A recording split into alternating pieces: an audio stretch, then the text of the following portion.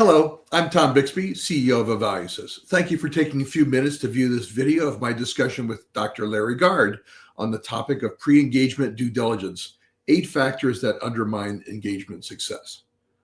As a longtime management consultant and advisor to business owners, I measured success based upon the value I was able to produce for my clients.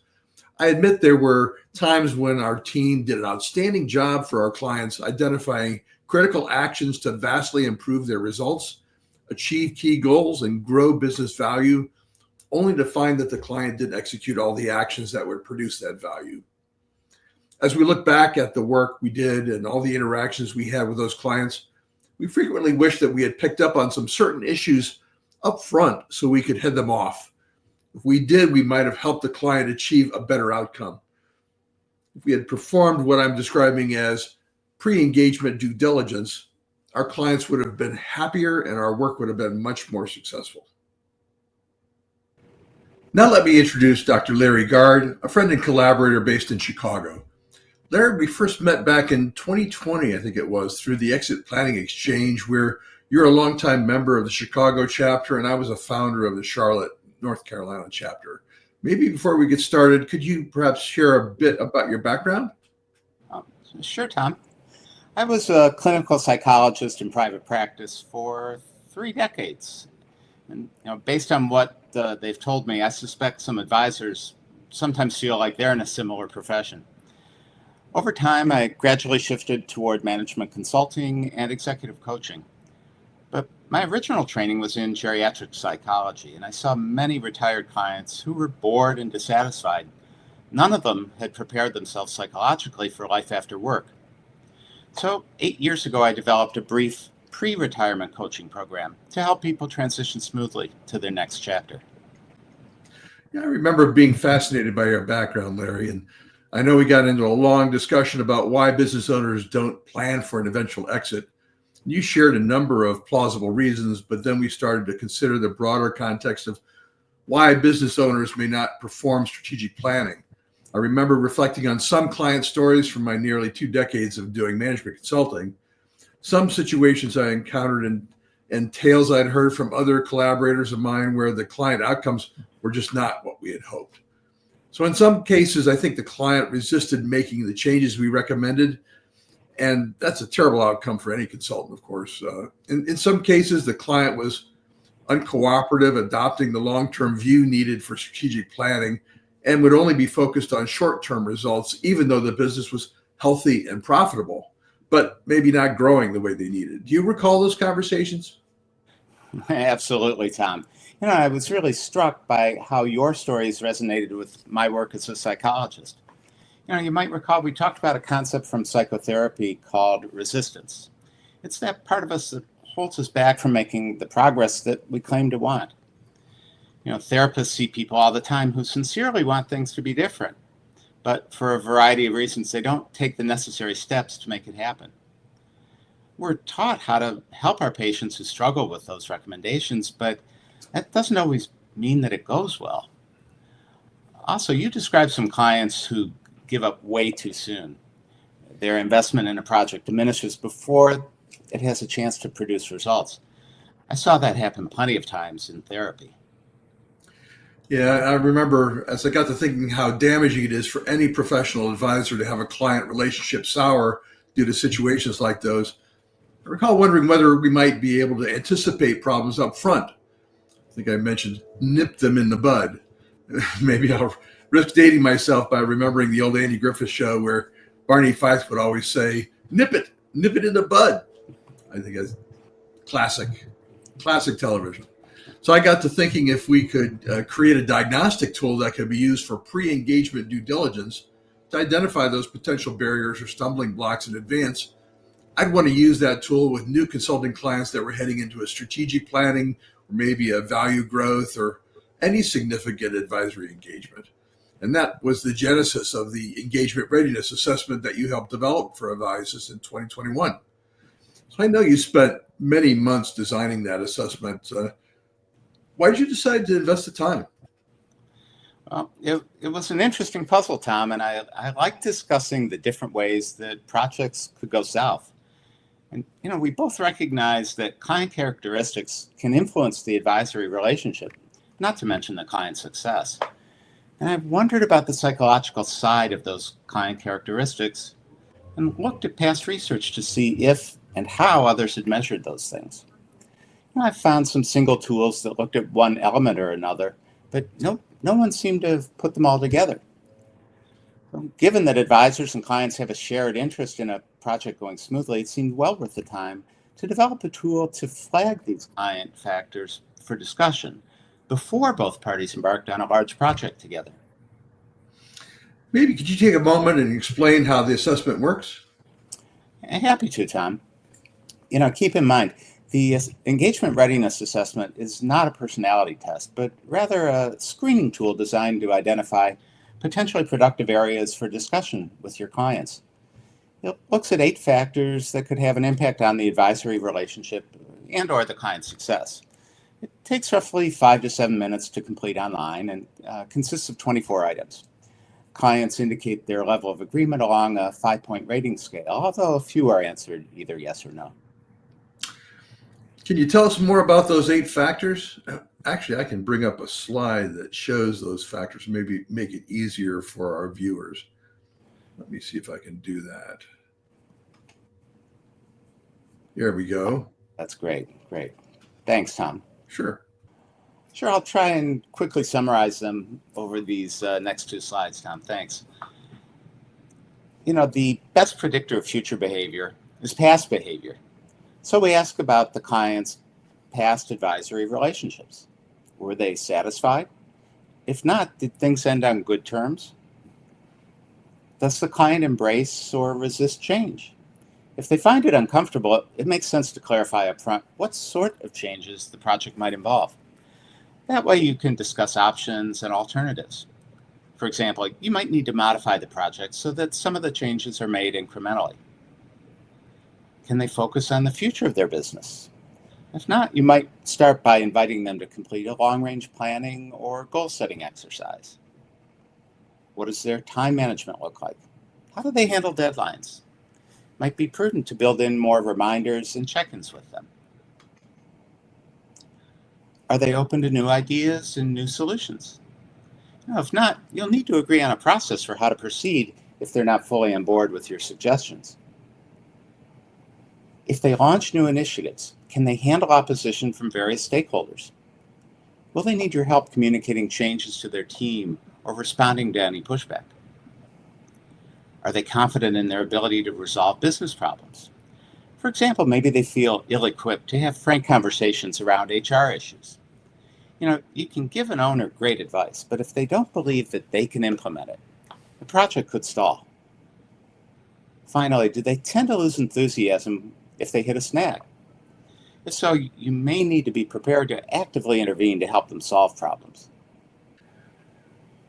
So Larry, in your years of experience working with business owners discussing retirement plans and the prospect of exiting their business, which of those factors have you found most common? It's an interesting question, Tom. Approximately a third of retirees report some difficulty with the retirement transition. And yet a study by AARP found that over half of retired adults never gave any thought to planning for their emotional health in retirement. I think it's a combination of the 8 factors that the assessment taps into. I think it's that a combination are involved. Procrastination certainly plays a role for many folks, as does perseverance.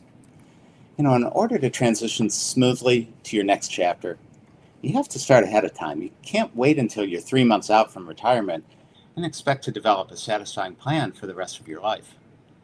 And sorting through the head and heart side of retirement, that requires sustained deliberation, even if it's uncomfortable. If I were to reflect on my years advising business owners, I think the factors I saw most common were, I guess the first one was future time perspective, and then also openness to new ideas. But I actually ran across most all of those 8 factors from time to time, but the biggest hurdle I found were getting clients to think long-term rather than simply meeting their quarterly sales goals or putting out fires in their business. You talked earlier about asking the client to complete a long-range planning and goal-setting exercise. Can you share a few tips that might help get clients motivated or hopefully even excited to put aside their day-to-day concerns and really dig into long-term strategy and developing a vision of where they want to be 10 years down the road? Well, Tom, you want to help them recognize that more often than not, long-range planning can help address their current headaches too.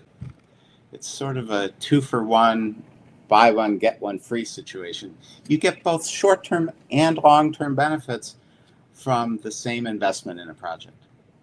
Now, for example, the employee turnover that they might be struggling with now is likely to benefit from a long-term initiative to upgrade their training and development.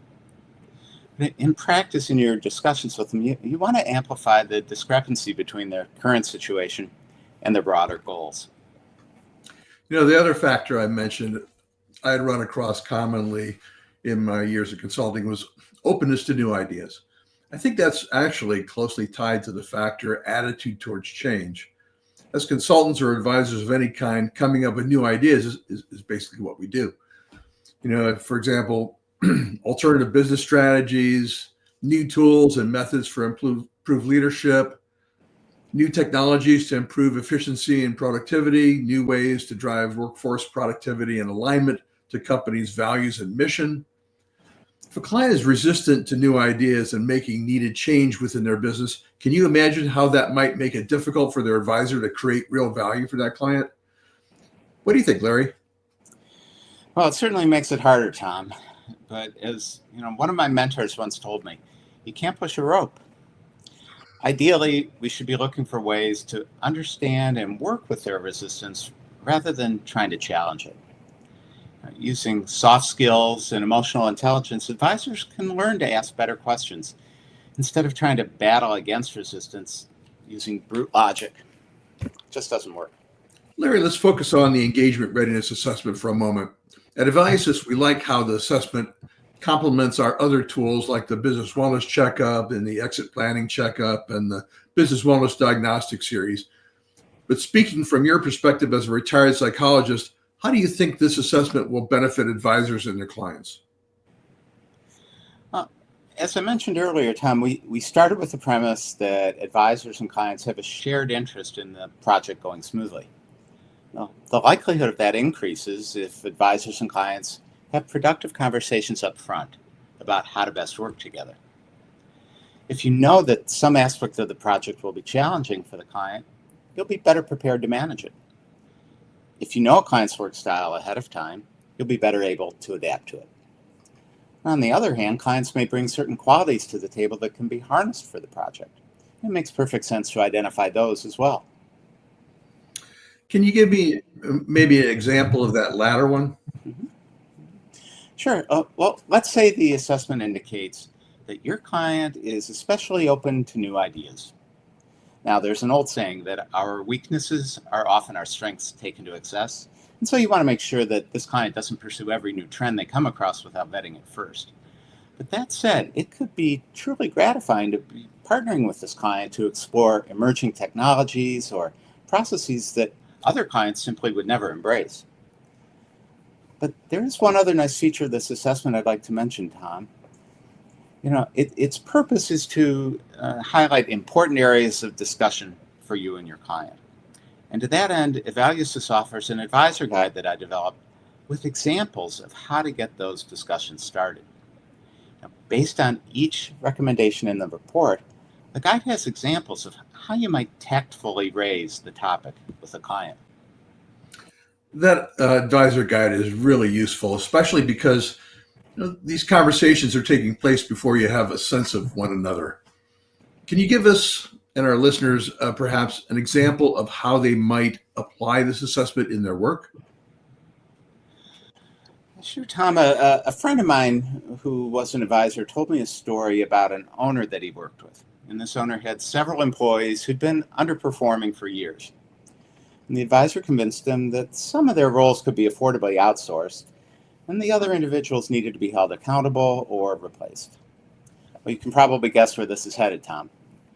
Now, the owner gave the advisor the green light and then undermined the process. He wouldn't confront his poor performers, He dragged his feet when the advisor tried to set up meetings with a labor attorney and an HR consultant. And he insisted that the advisor meet with disgruntled employees to justify the outsourcing. So he used up front the engagement readiness assessment might have flagged this owner's vulnerability to stakeholder pressure, and the advisor guide would have offered tips on starting a discussion about employee pushback. Larry, this has really been helpful. I know that business advisors who watch this will come away with some tools that can really help them serve their clients better and be more successful in their advisory practice.